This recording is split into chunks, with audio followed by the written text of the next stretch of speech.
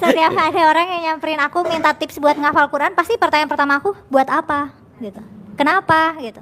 Terus nanti kan dia ngasih alasan-alasan, tapi kenapa harus dihafal? Gitu. Biasanya nggak ada alasan yang sangat rigid gitu, kenapa harus hafal. Waktu kecil aku juga bingung kenapa orang-orang dewasa sekitar aku sangat bangga terhadap aku yang hafal Quran. Jadi sama pesantren tuh kadang aku suka dibawa ke majelis talim di Jakarta, di mana buat kayak bahan marketing gitu loh. Oh, oke, bahan marketing. Ini di pesantren. Jadi di pesantren aku ada anak kecil hafal Quran nih. Terus kan nanti aku baca Quran banyak. Terus nanti ibu-ibu dan bapak-bapak yang jamaah di situ kayak kagum banget. Nanti aku dikasih bingkisan makanan, dikasih uang jajan. Terus mereka minta doain aku. Ada ibu hamil yang minta dielus perutnya sama aku. Aku yang waktu kecil aku bingung kenapa orang-orang mengagumi segitunya. Itu betul. Oke. Padahal aku hanyalah anak kecil yang nggak paham apa yang aku baca.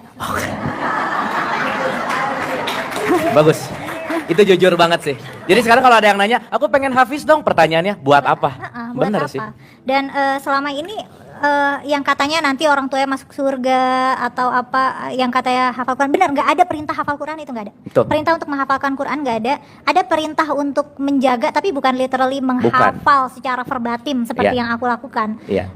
Dan misalnya nanti orang tuanya dapat jubah kebesaran di surga itu kebanyakan justru dari hadis palsu. Hadis palsu?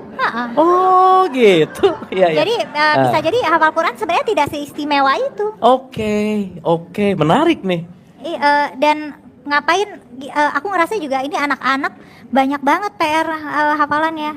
Waktu kecil kebetulan kayaknya menghafal itu salah satu core strength aku, jadi termasuk gampang. Malah kayak kitab-kitab kecil tuh kayak sengaja aku hafalin, nggak tahu buat apa, nanti supaya kalau ujian ditanya aku bisa jawab secara verbatim dari kitab gitu. Emang yang teksnya di kitab gitu, kayaknya supaya pamer aja sih, karena kan gua hafal loh gitu ya. Karena guru-guru kita, sekolah kita sangat menghargai hafalan. Yang mana padahal kalau secara level kognitif, hafalan itu adalah skill kognitif yang paling rendah. Karena kan menghafal itu membeo. Itu kayak bayi, kayak diajarin mama ini papa, kayak emang selevel itu kalau menghafal. Level yang paling tinggi justru memproduksi ilmu pengetahuan, dan itu yang nggak ada. Kita belajarnya ngafal, habis itu belajar untuk ngutip sana ngutip sini, kayak seolah kita tuh nggak boleh punya pikiran sendiri gitu. Dan masalah memahami, kadang-kadang malah nggak paham. Kita cuma memahami bunyi, gitu ya? Bunyi aja, atau kadang-kadang tuh suka ada frasa-frasa yang diambil dari Quran yang padahal konteksnya nggak gitu. Ada nih penceramah yang akhir ceramahnya tuh suka bilang kalau ada yang baik itu dari Allah, kalau ada yang buruk dari saya. Itu sebenarnya dari Quran. Ada kisah di mana orang-orang Yahudi itu suka ngeledekin Nabi. Nanti kalau misalnya salah bilangnya dari diri sendiri, kalau benar bilangnya dari Allah. Itu sebenarnya ledekan orang Yahudi, itu kita adopsi jadi foto-foto ceramah. Oh, itu jokesnya Yahudi gitu ya, ngeledek gitu ya. Itu cara orang Yahudi ngeledekin Nabi, tapi kita jadiin penutup karena kita nggak tahu konteks ayat itu gimana gitu. Oke. Tapi itu penutup yang bagus buat stand up comedy sih, that's nice ya. Dan masalah hafal ini juga aku nggak tahu gimana ininya ya, gimana menyadarkan publik kalau misalnya secara pendidikan menghafal itu adalah komponen yang paling tidak penting dalam pendidikan. Tuh, setuju. Tidak mengajarkan kita berpikir kritis, tidak menggiring kita pada pemahaman, tapi cuma melatih kita menjadi beo aja. Oke. Keren. Boleh tepuk tangan Ibu Bapak, ini strong word banget. Assalamualaikum warahmatullahi wabarakatuh. Apa kabar Coffee Zen semuanya? Semoga kita selalu dalam lindungan Allah Subhanahu wa taala. Coffee Zen semuanya. Banyak yang meminta saya untuk membahas sedikit tentang wanita bernama Kumaila yang konon katanya ngakunya santri, kemudian sekarang murtad lah, yang sekarang begini dan begitu, memilih menjadi ateis dan sebagainya. Pilihan jadi ateis itu, saya katakan pilihan mereka mau jadi ateis silahkan ya, kafir sekalian, mau apapun sekalian silahkan. Tetapi kalau sudah menyangkut dia kemudian jelek-jelekan Islam, jelek-jelekan Al-Quran, maka mohon maaf ya, kita harus berkata tegas terhadap mereka. Apalagi ketika Kumaila ini justru malah diundang kemana-mana oleh orang-orang yang menurut saya juga orang-orangnya setengah ngaco itu, kayak Abu Marlo. Siapa Abu Marlo ini? Orang yang ujuk-ujuk nggak tahu background pendidikannya apa, main tafsir Quran seenak jidatnya, pakai penafsirannya sendiri, bahasa Arab sendiri kacau, bacaan Quran kacau, apalah. Orang-orang bodoh seperti ini sekarang berbicara dan berkicau di mana-mana. Termasuk Kumaila yang mengkritisi tentang masalah orang-orang menghafal Quran. Dia mengatakan orang-orang menghafal Quran itu kayak burung beo. Menghafal itu adalah pendidikan yang paling dasar, kayak anak-anak TK, kayak anak-anak SD yang belajar ini budi, ini ibu budi, dan lain sebagainya.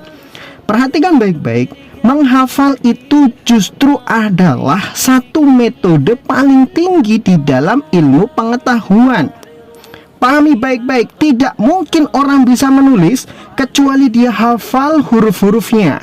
Dia tahu fungsi apa itu huruf. Kalau dia nggak hafal huruf, gimana dia mau nulis?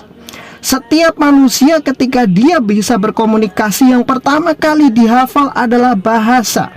Hafal bahasa baru bisa komunikasi. Kamu nggak mungkin bisa ngomong bahasa Inggris cuman paham doang tapi kamu nggak bisa ngomong.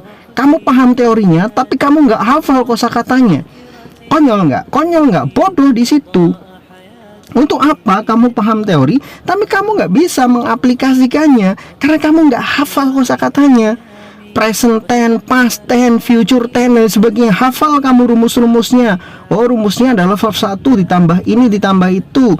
To be-nya adalah ini. Kalau misalkan itu ditambah ing, tambah ini, verb 1, verb 2, verb 3, dan sebagainya. Paham kamu terhadap teorinya itu. Tetapi ketika kamu nggak hafal satu pun kosakata dari bahasa Inggris, emang kamu bisa ngomong? Hah? Emang kamu bisa ngomong? Kan bodoh. Justru tataran tertinggi itu adalah menghafal. Menghafal itu adalah pondasi daripada ilmu itu sendiri. Ingat itu. Jadi tanpa hafalan seorang tidak akan pernah bisa mengerti apa itu ilmu. Orang dia belajar berhitung itu ya belajar menghafal dulu dari 1, 2, 3. Bagaimana mungkin seorang bisa menghitung sampai jutaan kalau dia tidak bisa menghafal dari yang paling kecil dulu. Jadi hafalan itu adalah pondasi dasar daripada ilmu pengetahuan. Tanpa menghafal, orang-orang gak akan ngerti apa itu ilmu pengetahuan. Ilmu pengetahuan berkembang setelah menghafal. Ingat baik-baik, ilmu pengetahuan berkembang setelah menghafal. Jadi menghafal itu adalah pondasinya ilmu. Tanpa menghafal, maka tidak akan ada ilmu pengetahuan. Tanya profesor manapun yang ada di universitas manapun, pasti mereka menghafal seluruh teori-teori yang mereka kuasai. Kalau mereka nggak hafal teorinya, bagaimana mereka akan menjelaskan kepada murid-muridnya? Misalkan profesor fisika, dia pasti hafal teori-teori fisika.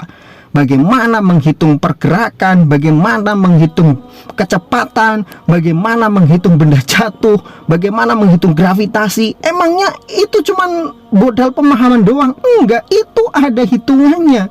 Dan itu ada rumus-rumusnya.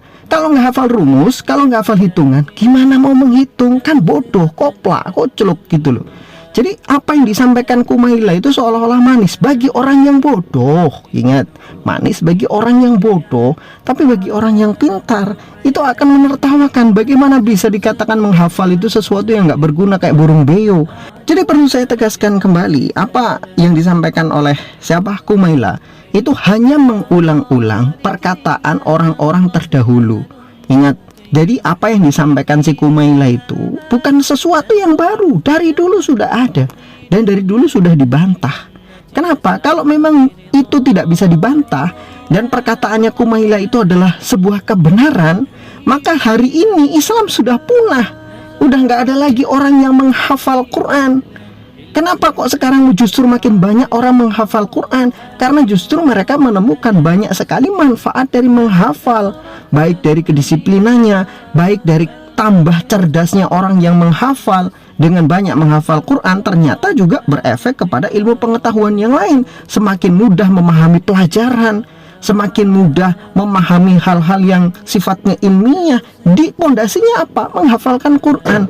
Jadi kalau tuduhan Kumaila itu karena sudah pernah dituduhkan di masa lalu oleh orang-orang terdahulu, kalau memang yang dituduhkan Kumaila dan orang-orang terdahulu adalah sebuah kebenaran, sebuah kenyataan, tentu saat ini orang yang menghafalkan Quran semakin sedikit, bahkan mungkin hilang. Tapi kenyataannya justru banyak sekali pesantren-pesantren tahfidzul Quran, banyak sekali sekolah-sekolah yang basisnya Islam terpadu, mereka juga menggabungkan dengan hafalan Quran. Apakah muridnya bodoh-bodoh? Tidak, justru muridnya makin pintar, masuk ke universitas manapun diterima, bahkan murid-muridnya ikut perlombaan-perlombaan sampai internasional.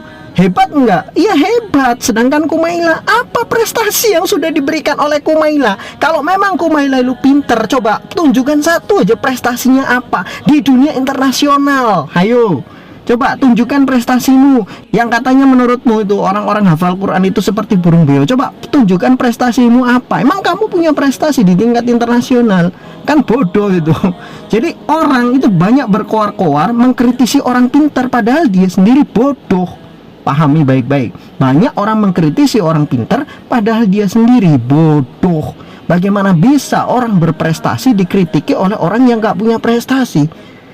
Apa itu namanya? Seperti ada orang gila teriak-teriak kepada orang waras, kamu gila, kamu gila. Padahal yang gila dia. Kan gitu aja, selesai. Ya, semoga bermanfaat. Wallahu a'lam bishawab.